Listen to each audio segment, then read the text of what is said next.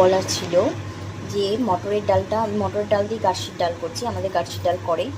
সেই ডালটাতে প্রথম মটরের ডালটাকে সিদ্ধ করা হয়েছে এবং যে সমস্ত সবজিগুলো, তার গার্সির ডালের বিশেষত হচ্ছে যে সমস্ত সকল শীতের সবজি, কিছু গরমের সবজি, সব কিছু দিয়ে এই ডালটাকে করে। এই ডালটা খুব পুষ্টিকর এবং খুব উপকারী এবং স্বাদও হয়।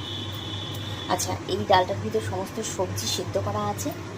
আর এই ডাল সবচেয়ে বিশেষত কারণ হচ্ছে ডালটা রান্না করবার, যে ডালটা যখন রান্না করা হয়, আমরা সাধারণত ডাল রান্না করলে কী করি, ফোড়ন দিই। কিন্তু এই ডালটা যখন রান্না করা হয় তখন সেটাই তেল দেওয়া হয় না, ফোড়ন তো চলে কিন্তু তেল ছাড়া ফোড়ন দেওয়া হয়। প্রত্যেকটা রান্নায় আমরা তেল দিই, এটাই তেল ছাড়া কাঠখোলাই কালো জিরে আর শুকনো লঙ্কাটাকে ভালো করে নাড়াচাড়া করে লাল লাল লাল লাল করে ভাজতে হবে। একদম পুরো কড়াভাবে ভাজা হয়ে যাবে, গন্ধ ছাড়বে। দেখেছো খুব সুন্দর ভাজা হচ্ছে, কিন্তু গন্ধটাও ভালো ছেড়েছে।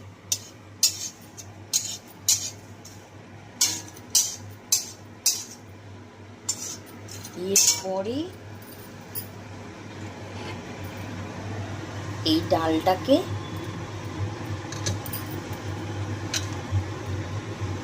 দিয়ে দেওয়া হবে।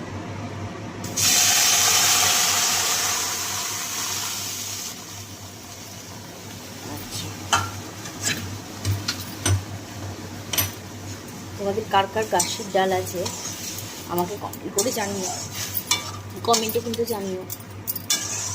এই ভিতর কাঁচা তেঁতুলে পড়ে, চালটা পড়ে, আমড়া পড়ে।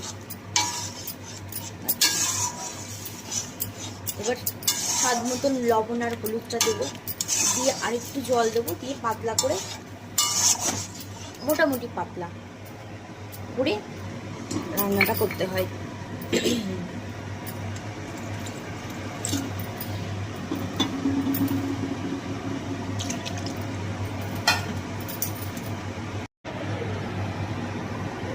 লবণ, এবার দেওয়া হবে হলুদ, খুব যত সামান্য হলুদ দেবো, তাহলে কালারটা ভালো লাগে। অতিরিক্ত হলুদ হয়ে গেলে ভালো লাগবে না। ব্যাস,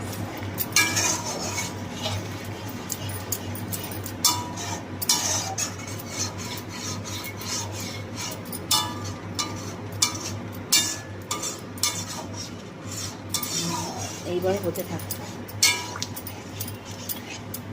একটু ফুটলেই নামিয়ে দেবো। হয়ে গেল গার্সির ডাল।